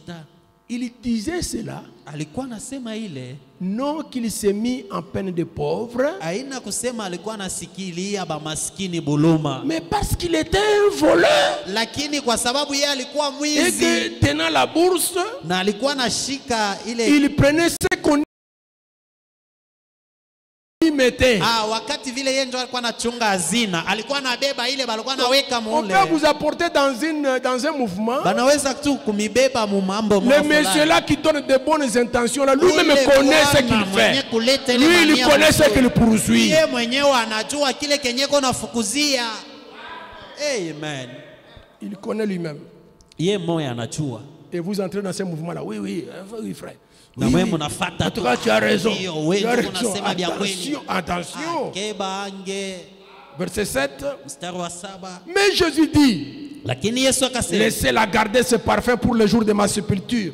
mumwacha chungele manukato kwa ajili ya mazishi yangu. Vous avez toujours les pauvres avec vous, Munekalaka na bamaskini kila siku, mais vous ne m'avez pas toujours. lakini mie hamuikalake na mie kila siku. Amen. Amen. Branham dit, Branham anasema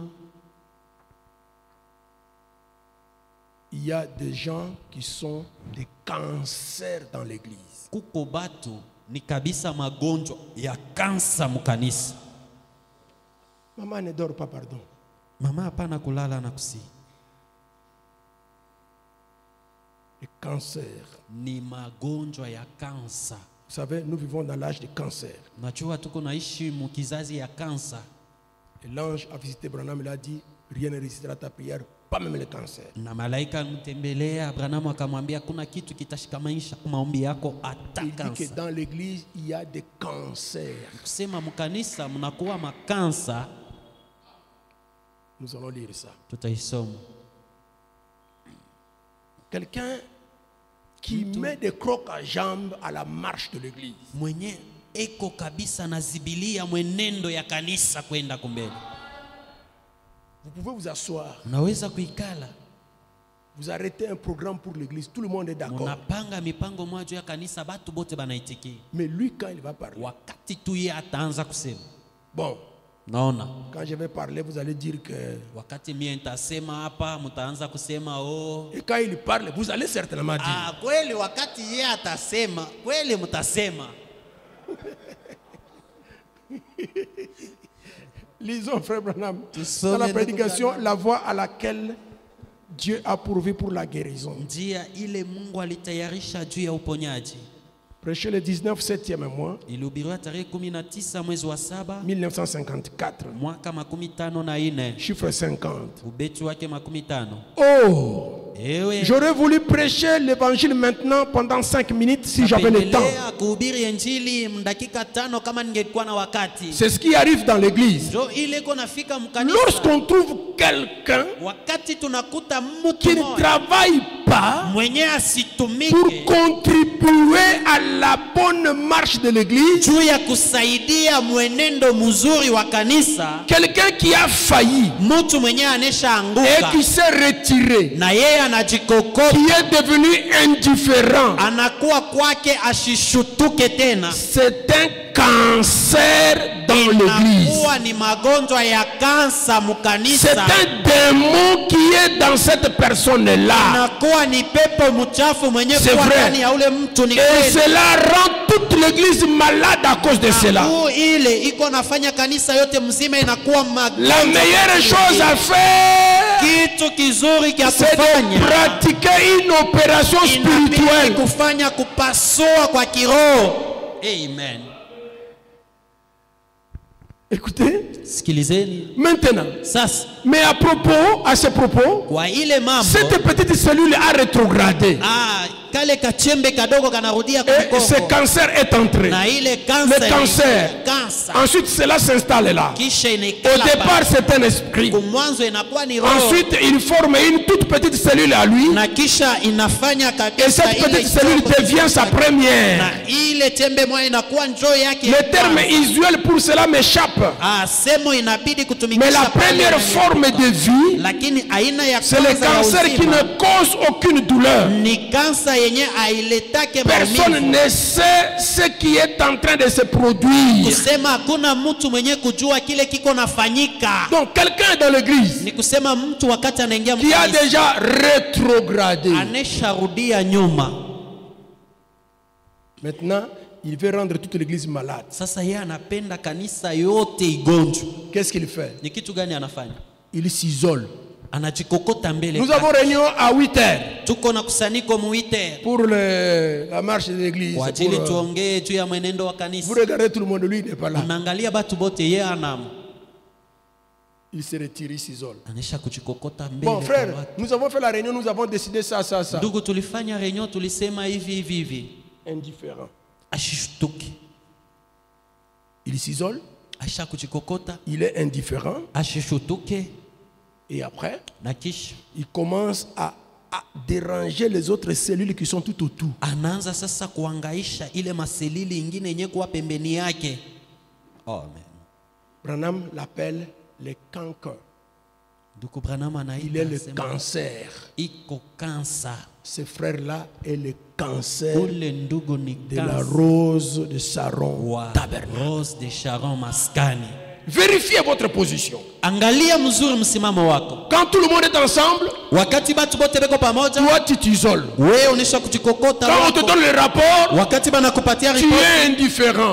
aushutuke lwako. Et lorsque tu es avec les autres, Wakati uko na tu bengine, commences wewe ndio unaanza kuweka à les déranger. kubangaisha. Et Branham dit, Na Branham anasema ça, les médecins le savent, ile waganga wanaijua ce qu'il faut vizuri. faire, Kenye inabidi kufanya couper cette cellule-là. ni kukata kabisa ile. Hein?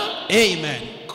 Couper la relation avec un frère comme ça. Kata kabisa ile uhusiano na ndugu wa vile. Sinon le cancer va se généraliser. Kama sivyo ile kansa itasambala. Couper ça. Kata ile. Comment un frère est toujours comme ça? Namna gani huyu ndugu eko La pale réunion, hivi? il ne vient pas. Tu Mkusanyiko. peux me demander qu'est-ce qu'on a dit à la réunion là-bas? On a parlé. Balisema nini mle Bon, mkusanyiko? bon, nous, on va d'abord comment vous allez partir avec ça. Tuko nimeangaliria mbele tuone kule mtenda. Éloignez-vous. Mwachane na ndugu.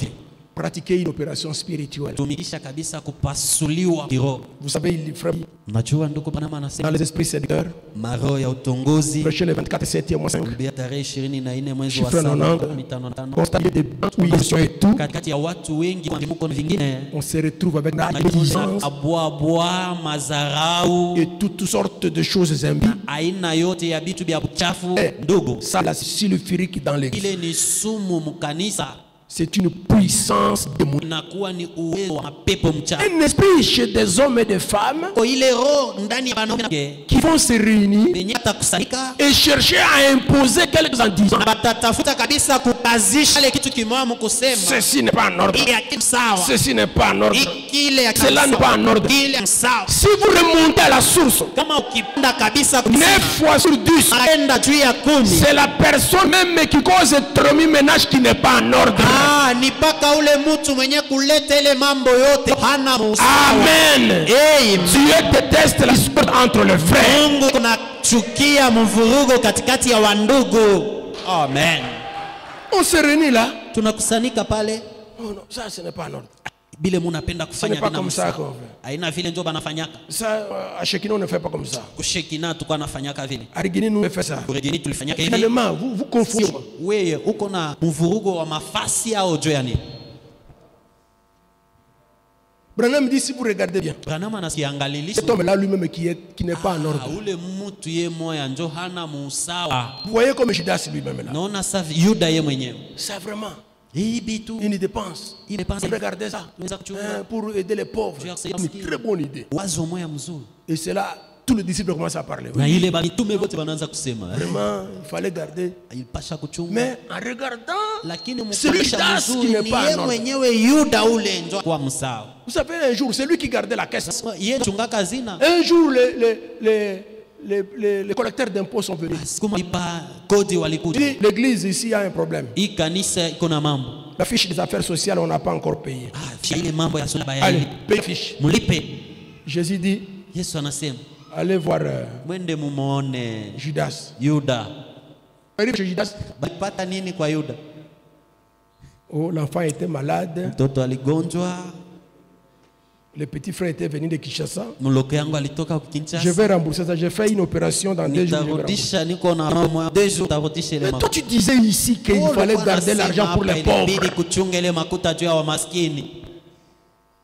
Ça Pierre, Hivi Petro, va à la source. wende kule Les premiers poissons que tu vas attraper, samaki wa kwanza kamata. ouvre sa bouche, prends l'argent. Fungula mkipata Tu makuta. viens payer. Kuya ulipe. Branham dit, Branham anasema vérifiez bien. ukiangalilisha La mzuri. personne qui crée et qui suscite ces remis-ménages, même qui n'est pas. Chokole ya chini chini ye mwenyewe ndio hana muawa.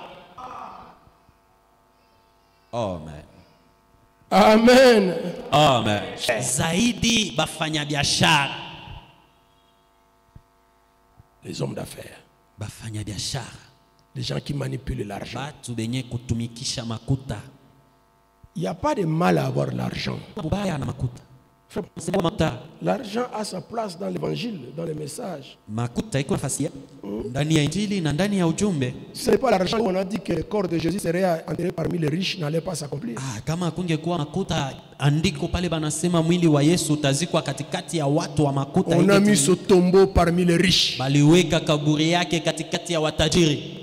Il fallait un homme qui a l'argent Ili pour réclamer le corps de Jésus. ya kulomba mwili wa Que Yesu cette écriture soit accomplie. ili hii andiko. Les personnes avaient fouillé, ils n'étaient Batu plus ya là. maufunuo balikuwa shakimbia. Les pierres et les autres avaient disparu. D'ailleurs, quand ça a Petro na commencé, bengine toi tu étais avec wa- eux. ulikuwa Non, pamoja non, non, moi je n'étais pas hapana, avec mie eux. sikuwa Tu étais avec pamoja. ici. Il Kachawai. n'y a personne.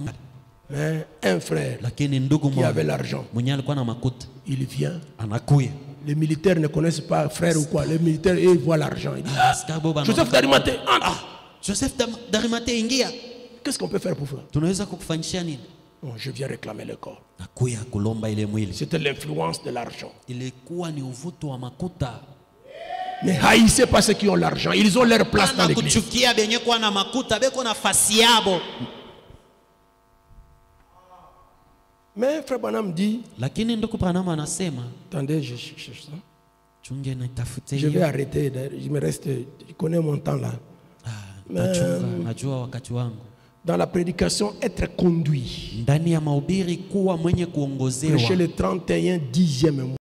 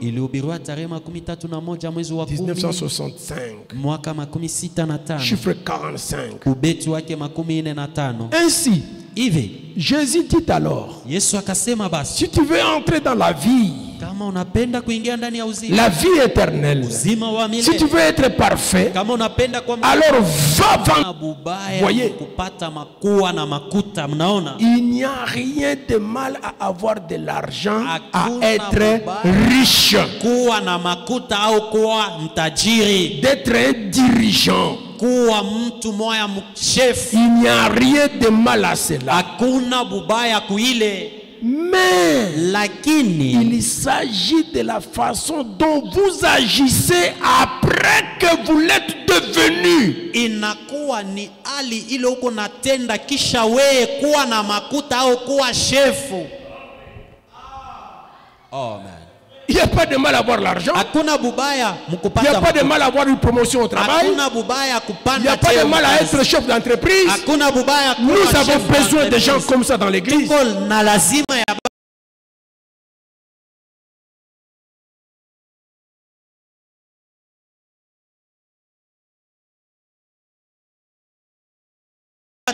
Mais le mal, c'est quoi? Sasa bubaya ni nini? C'est lorsque vous avez maintenant l'argent. Pale sasa unapata makuta. Comment vous vous comportez maintenant? Gisi gani sasa uko naishi? Le pasteur vous appelle. Mchungaji anakuita, Vous commencez à parler. unaanza kusema sema. Avec votre argent, Na makuta yako vous rassemblez les gens autour de vous. unakusanisha watu katika Pour commencer à pembeni dire ça, yako. ce n'est pas en ordre. Ça, ce n'est pas en ordre. Ça, ce Iki n'est pas en hakina ordre. musao, iki hakina Si le sawa. pasteur ne change pas, Kama mchungaji je asibadilishi, vais prendre des décisions, frère. mimi nitabeba mpango ndugu. Je parle ça, je suis pasteur. Je ne sais pas les choses que vous passez ici. Mais je niko parle ça parce que nasema je suis hivi, niko pasteur. mchungaji, sijue vile mko naishi hapa, niko mchungaji. Tu commences à dire, je vais prendre des décisions, frère. Nitabeba mpango ndugu. Tout ça pourquoi? Ile yote juu ya Parce que nini? tu as un peu de moyens maintenant. Kwa sababu C'est unakuwa là que ça devient mal maintenant. ndio penye panakuwa bubaya. On commence à utiliser l'argent pour faire pression sur le Naanza pasteur. kutumikisha makuta juu kabisa, mumweke mchungaji pression. Bon, on va voir. Comme le pasteur n'écoute pas, on va voir. Vile mchungaji ashiitike, ashisikie, tutamwonea, On va voir. tutaona. On peut cotiser. Non, frère. Tunaweza kufanya mchana. Faites d'abord, on va voir. Mwe mfanye mbele, tutaona. On va voir. Tutaona. Faites d'abord, frère. Mwe mfanye mbele ndugu. C'est-à-dire que vous commencez à utiliser l'argent Ni kusema unaanza kutumikisha makuta pour faire pression. juu ya kumkaza. C'est ça ce qui est mal. Ndio kenye kuwa kibaya. Votre comportement. Tabia yako sasa. Après que vous ayez l'argent. Kisha we kupata makuta. Frère Branham dit, Ndugu Branham anasema Dieu a de la peine à trouver quelqu'un. Mungu anakuwa na magumu kupata. Dieu cherche partout Mungu yuko natafuta fasi à yote trouver mtu quelqu'un. apate Que tu mtu plus mmoja. Dieu l'élève, Zaidi plus anampanisha lui s'abaisse. na zaidi yeye anajinyenyekeza. Pas quelqu'un, Hapana mtu lorsqu'il est béni, wakati anabarikiwa il veut devenir Dieu. yeye anapenda akuwe Mungu. Sasa C'est-à-dire que vous commencez maintenant à l'adorer. ni kusema mwe bengine mwanze kumwabudu. Commencez à venir s'agenouiller. mnaanza kumpigia na magoti. Frère, Ndugu yetu, le monteur a connu la panne. Est-ce que tu ne peux pas nous acheter? moteur yetu Lui-même a vu, inapambana, mais il utakusi. attend que vous puissiez venir. Yeye lui. mwenyewe aneshaona, lakini iko na chunga twende tukamlombe. Frère, Ndugu, le pasteur là a terminé de prêcher. Est-ce que mchungaji tu ne yule peux pas nous anamaliza aider? kuhubiri, hawezi kutusaidia. Donc il commence à devenir Dieu. On commence à venir le Anakuwa prier. Mungu kwake ndio tunaanza kwenda kulomba. Ou à devenir un ange. Ou à devenir un ange. Au anakuwa malaika. Donc il ne vit plus avec vous. Il a déjà. Ashiishi tena pamoja na mwe yeye anisha. Non, frère. Hapana ndugu. Hein? Exposé des âges de l'église. Maelezo ya Exposé. vizazi saba ya Page kanisa. 129. Kartasi 129. Premier paragraphe, partie B. Beti wa kwanza kipande cha pili. Quand est-ce que l'influence sociale, Wakati gani uvuto wa makuta ama l'habileté en affaires, dans les affaires, donc les capacités qu'on a dans les affaires, les capacités intellectuelles, le prestige de l'argent, ont-ils rendu un homme apte à être un conducteur spirituel? inesha kufanya mtu akuwe na vifaa kuwa kiongozi wa kiroho. Vous là, Mwe bali je vais revenir à la lecture. tarudia kusoma. Vous savez, Frère Branham dit, Najua ndugu Branham, l'argent est un piège, et pour ceux qui en ont, et même pour ceux qui n'en ont pas. beko nayo hata nakubali benye habana nayo. Nous avons déjà expliqué comment c'est devenu un piège pour ceux qui en ont. Tunesha kufasiria juu ya nini inakuwa ni mtego kubali benye kuwa nayo. Mais ceux qui n'en ont pas aussi, Sasa benye habana na ils bo. deviennent seulement des yes men, Bo banakuwa pale ni des baba. oui-wistes. Ah, bakuitikia Oh, frère, oui, oui, oui, oui. Ndio. Frère, vous voyez comment les oui, oui, oui, oui. Ah, ndio. Oh, nous devons, oui. Ndio. Quand est-ce que l'argent Wakati gani sasa makuta donne à quelqu'un la capacité iko napatia mtu uwezaji d'être un conducteur spirituel? ya kuwa kiongozi wa kiroho? Donc, il est là avec un groupe derrière lui. Eko pale na kikundi ya batu nyuma yake. Boss. Et les frères sont là. Ah, na bandugu beko pale. Les frères, oui, les frères a raison. Ah, ndugu.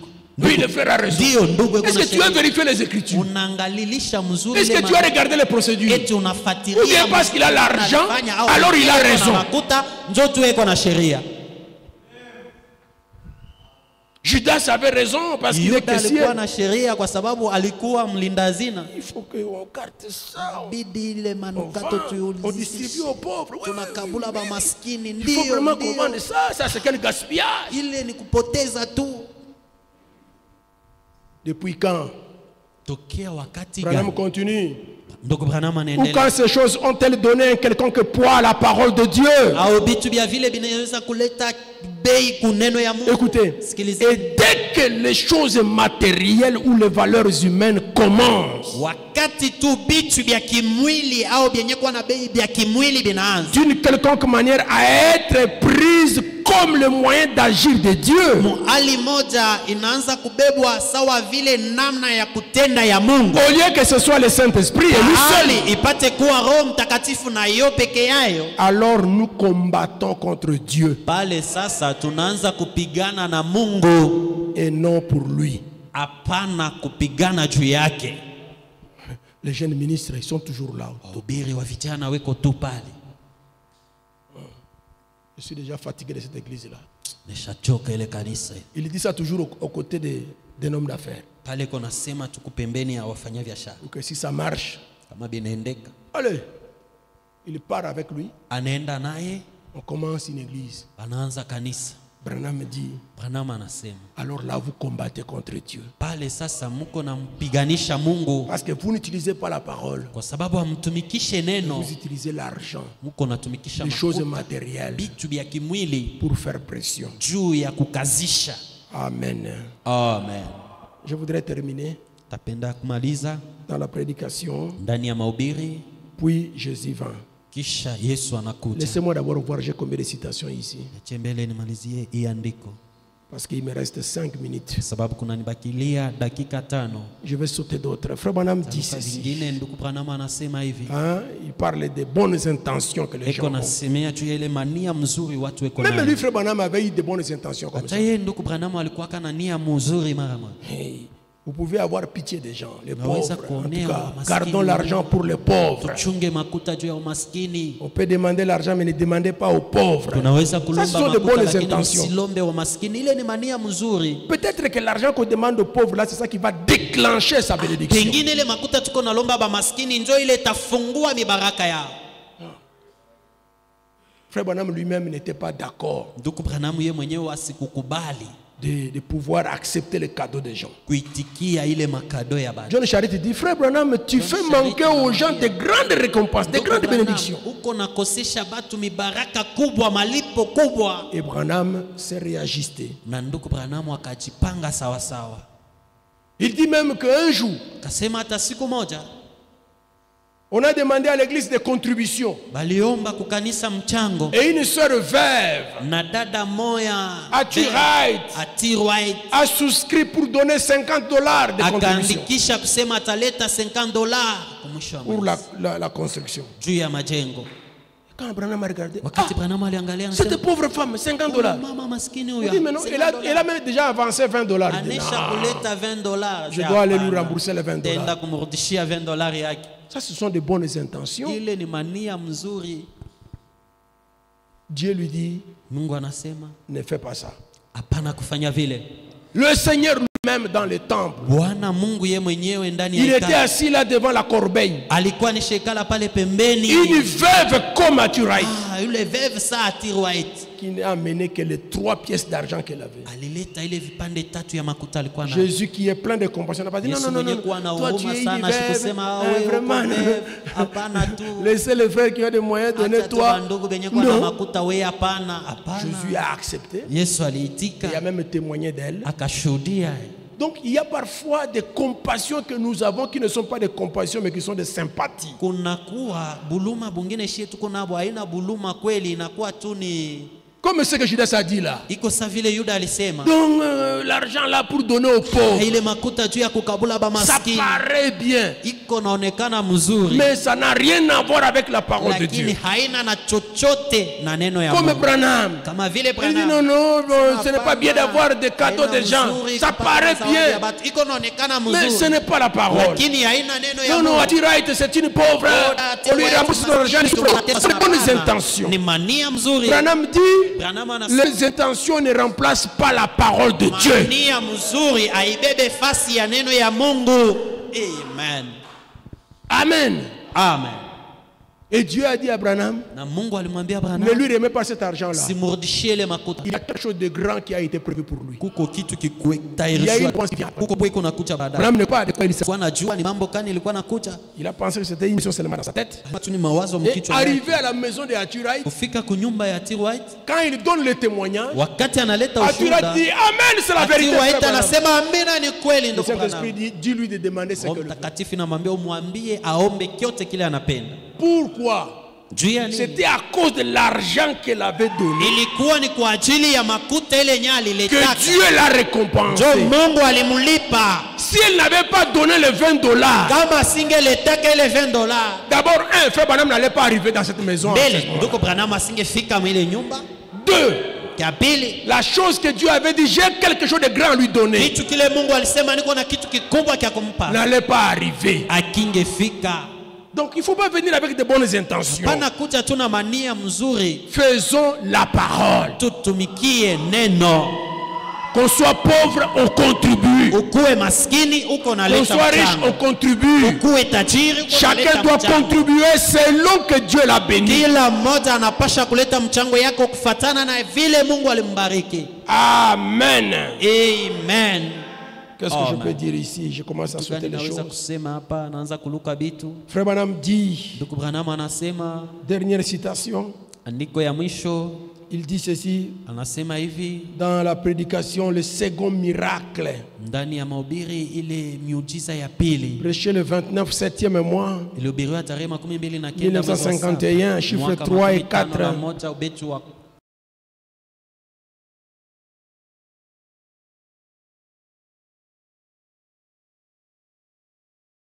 tatu na waine.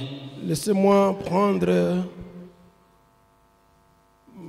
Frère Branham raconte l'histoire d'une dame qui avait souffert de cancer. Niache ni bebe ndugu Branham anafasiria hadithi ya mwanamke Et après mmoja la aliteswa prière, na son état kansa. est devenu pire qu'avant. Na kisha maombi hali yake ikakuwa mbaya zaidi kupita kumbele. Mais elle a cru que ce qui avait été dit était la vérité. Aliamini kusema kile kilisemwa ilikuwa ni Et kweli. Dieu l'a récompensé. Na Mungu Au alimlipa. chiffre 4, Beti wa ine, comme je vous le disais auparavant, kama vile nilikuwa namionyesha kumbele, souvent mara le temps et la vue sont les pires ennemis que Dieu a.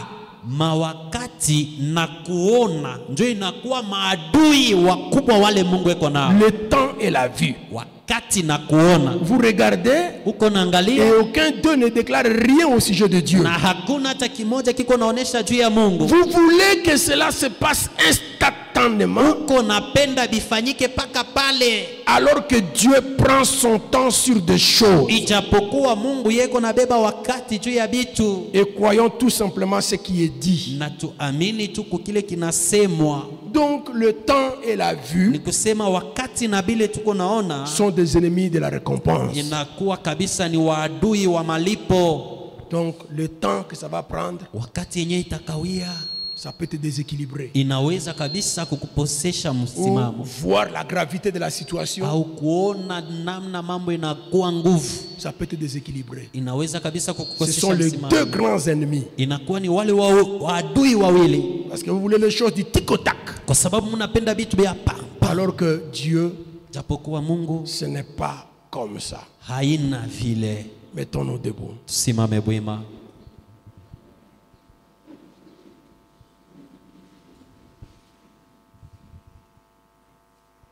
Écoutez ce qu'il dit ici. Sikilizeni ki anasema hapa Dans la prédication, n'ayez pas peur, c'est moi. ndani ya mahubiri, msiwe na oga, ni mimi. Prêché le 23 janvier Nilihubiria tarehe 23 mwezi wa kwanza 61, mwaka 61, au premier paragraphe. ubeti wa kwanza. C'est très agréable d'être ici Iko encore yenye ce soir. kuwa ya damani kuwa hapa tena hii asubuhi. Nous avons vraiment eu des moments merveilleux hier Tulipata mawakati ya damani jana et toute la journée d'aujourd'hui. na mchana mzima wa leo. Je vécu dans l'atmosphère de la réunion d'hier. Niliona dalili ya mkusanyiko Je ya suis jana. donc heureux d'être au service du Seigneur Niko ce kabisa matin. wa eri kuwa kukazi ya Bwana hii asubuhi. Maintenant, Sasa avec tant de gens qui attendent, na watu wengi wenye kungojea ou plutôt qui sont debout. au wenye hawatoke tena. Je devrais plutôt dire qu'ils sont debout. Naweza kusema wenye kuwa bwima. Nous sommes désolés de ne pas avoir une salle appropriée pour faire asseoir les gens. Tuko kabisa wenye kufadhaisha kwa kukosa kuwa na chumba juu Mais ya nous savons chunga que watu wengi. Tunajua kusema si vous êtes un peu patient avec nous, kama ukikuwa tu na uvumilivu kidogo nasi, le Seigneur vous récompensera certainement. Bwana atamilipa kwa hakika. J'espère qu'il le fait. Na amini kuseme Et kuna je suis sûr qu'il le na fera. niko na uhakika kuseme En kuna effet, ifanya. Kwa il hiyo récompense toujours ceux qui sont patients. eko nalipa kila mara bale benye kuwa na uvumilivu, Ceux qui s'attendent au Seigneur benye kungojea kwa Bwana renouvelleront leur force watawekwa upya nguvu yao et ils courront sans se fatiguer. na watatembea bila kuchoka. Que Dieu vous bénisse. Bwana Mungu amebariki.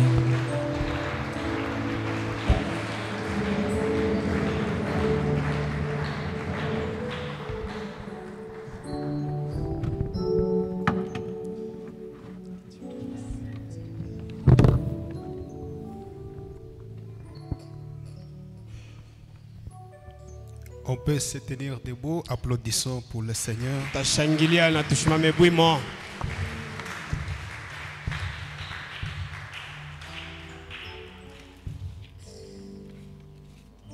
Avec nos têtes inclinées, Mabichwa yetu yenye kuinamishwa. Dieu nous réclame la patience. Mungu anatulomba kuvumilia.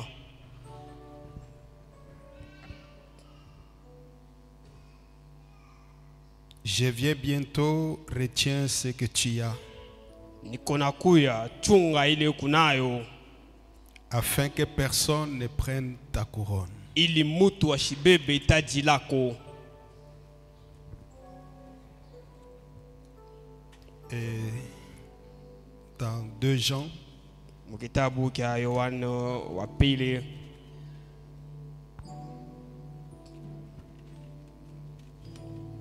verset kito 8, kya munane.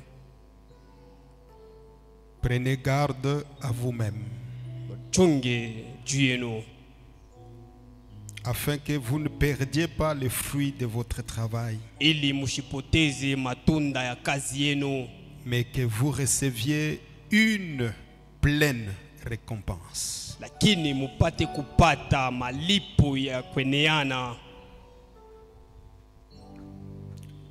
Pendant qu'on a les têtes inclinées, Wakati mabichwa yetu yenye kuinamishwa, mon frère, ma soeur, nduku dada, ne risquez pas de perdre votre récompense. usibebe hatari ya kupoteza malipo yako. Sois patient. Vumilia. Il y a toujours cette habitude de le dire, Kuko paka ili zowezo ya kusema la patience paye.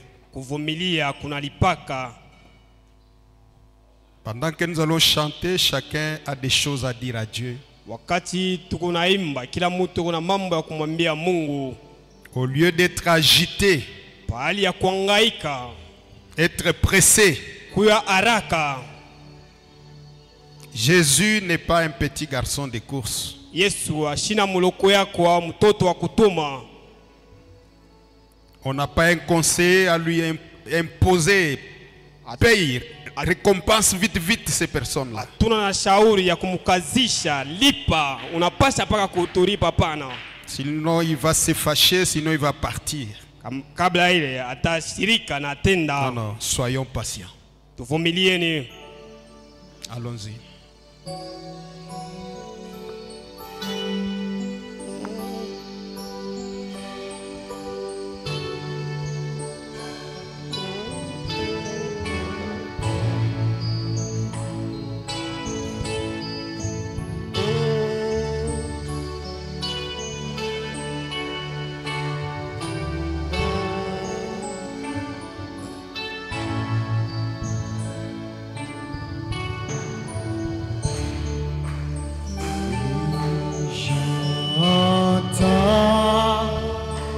Ta douce voix, oui Jésus,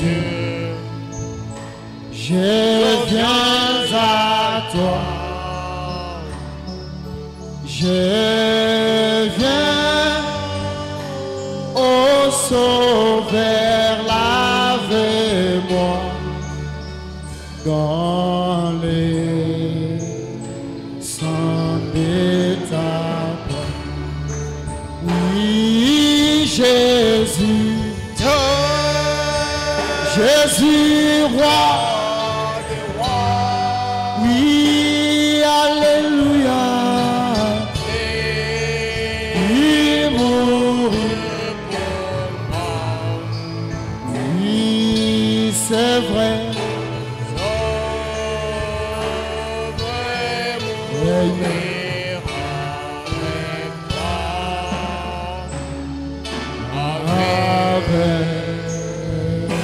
Prions le Seigneur, parlons à Dieu tous ensemble. Seme pamoja na Mungu. Il est Seigneur, il est le roi des rois. Eko Bwana mfalme wa falme. Il n'est pas seulement le sauveur, il est le Seigneur. Asina tu mwokozi, eko mtawala Bwana. Ce matin, il réclame la patience. Asubuhi ya leo analomba kuvumilia. Ne risquez pas de perdre votre récompense, mon frère, ma soeur. Usifikie kupoteza malipo yako ndugu Par dada. votre attitude médiocre. Kwa dalili yako au hali yako. Non. Hapana. Soyez patient. Vumilia. Il connaît tout. Anajua mambo yote. Il fait ces bonnes choses en son temps. Anatenda mema mwakati yake. C'est pour cela qu'il est Dieu. Ndio kwa maana yeye ni Mungu. Et nous l'aimons pour Na ça. tunamupenda juu ya vile. Prions le Seigneur. Tuombe Bwana.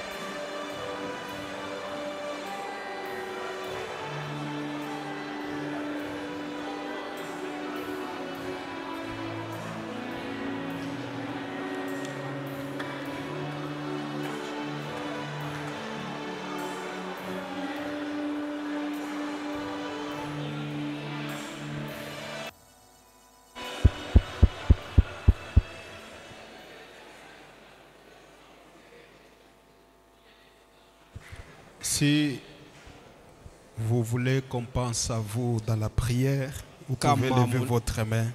Kama munapenda bamikumbuki katika maombi, nyolosha mkono wako.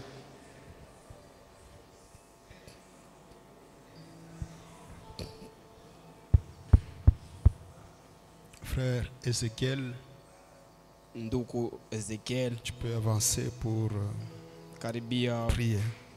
ombe. Suivez la prière. Tufateni maombi.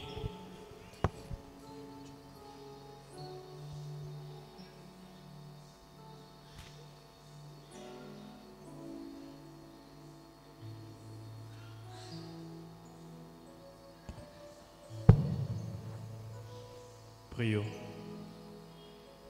Éternel Dieu de gloire, Dieu tout-puissant, tendre Père, nous te bénissons, Seigneur Jésus-Christ de Nazareth. Nous bénissons ton Saint-Nom, toi qui es le Jéhovah Shammah. Tu es, Seigneur mon Dieu, avec nous ce matin. Tu viens de nous parler, Seigneur, comme un père qui parle à ses enfants. Éternel Dieu de gloire, toi qui n'aimes jamais quelqu'un qui est agité, toi qui n'aimes jamais quelqu'un qui se plaint à tout moment, toi qui n'aimes jamais quelqu'un qui est ballotté ici et là, mais tu aimes, Seigneur, que nous puissions garder la foi en toi, parce que tu n'es pas un homme pour mentir, ni un fils de l'homme pour te repentir. Voilà, Seigneur Dieu de gloire, tu viens de nous parler de la récompense. Et tu viens, Seigneur, d'insister que tu récompenses toujours à la fin de chaque service. Tendre Père, voici, Seigneur Dieu de gloire, tes enfants. Depuis, Seigneur, le début, ils ne font que, Seigneur, se sacrifier pour toi. Nous ne cessons, Seigneur, de nous sacrifier pour toi. Père, fais que, Seigneur, que tes paroles résonnent à nous. Que nous ne puissions pas regarder aux hommes comme pour s'entendre à la récompense venant des hommes. Mais que nous puissions regarder à toi. Et que nous puissions regarder à ce que nous sommes censés faire.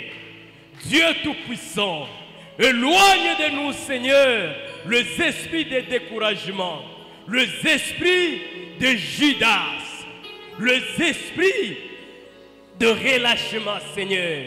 Nous avons, Seigneur Dieu de gloire, une œuvre qui est en cours, dans laquelle, Seigneur, tes enfants sont en train de demander chaque jour, nuit et jour, Seigneur, pour la bénédiction, Seigneur, afin que nous puissions terminer cette œuvre. Parce que, Seigneur, c'est toi qui as dit que celui qui détruit est frère de celui qui ne termine pas. Aide-nous, Seigneur Dieu de gloire, ensemble comme une seule personne, à garder toujours notre regard sur ta parole et sur ce que nous sommes en train de faire, Seigneur. Ô Dieu Tout-Puissant, Dieu de gloire, Dieu des armées, nous bénissons ton serviteur, Seigneur, que tu viens de nous parler au travers, Seigneur, ce matin. Père, c'est un homme. Il s'est dépouillé, Seigneur, Dieu de gloire, de force et de calories. Aide-lui, Seigneur, mon Dieu. Renouvelle encore la force en lui, Seigneur, pour qu'il nous parle encore, pour qu'il nous amène encore dans ta présence, Seigneur, quand nous allons nous retrouver ici, Seigneur.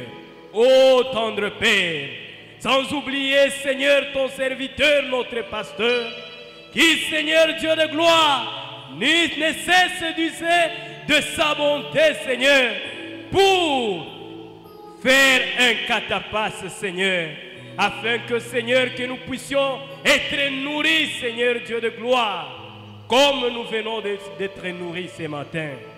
Éternel Dieu de gloire, il y aura ceux-là qui vont, Seigneur, rester ici pour la prière. Il y aura ceux-là qui vont aller encore au service. Fais que, Seigneur Dieu de gloire, que tes bénédictions puissent accompagner chacun, Seigneur mon Dieu, de nous. Et même ceux-là qui sont à la maison, Seigneur, derrière leurs écrans, en train de suivre, Seigneur, en direct ou après, Seigneur, que ces bénédictions de ta parole puissent les atteindre partout là où ils sont, Seigneur Dieu de gloire. Nous te bénissons, Seigneur Dieu de gloire, pour ces moments. Nous te rendons grâce, Yahweh. Toi qui es notre Père et notre Dieu. Toi qui viens de parler à nos cœurs, Seigneur. Aide-nous, Seigneur, que nous puissions, Père, méditer sur ta parole, afin que, Seigneur, que nous puissions devenir un avec ta parole. Seigneur, nous remettons, Seigneur, cette journée entre tes saintes mains. Nous remettons, Seigneur, toutes les activités qui, Seigneur mon Dieu, se déroulent ici à l'église, les travaux, le technicien, Seigneur, tous nous les remettons entre tes saintes mains. Et nous voulons, Seigneur, que tu sois avec nous, Seigneur, parce que nous t'avons donné la première place de notre journée. Alors, Dieu de gloire, prends le contrôle, Seigneur, Dieu de gloire, de toute la journée. Et que, Seigneur, quand nous allons nous retrouver encore ici le vendredi, que, Seigneur mon Dieu, ton nom soit béni. Quand nous te disons, reçois l'honneur, la gloire, la puissance et la majesté pour le siècle de siècles. Nous avons ainsi prié, croyant que tu nous as exaucés dans le nom précieux de notre Seigneur et Sauveur Jésus-Christ de Nazareth. Nous avons ainsi prié avec foi. Amen. Merci, que Dieu vous bénisse. Nous avons terminé pour la partie de la parole. Nous avons 1 heure de repos pour reprendre la prière.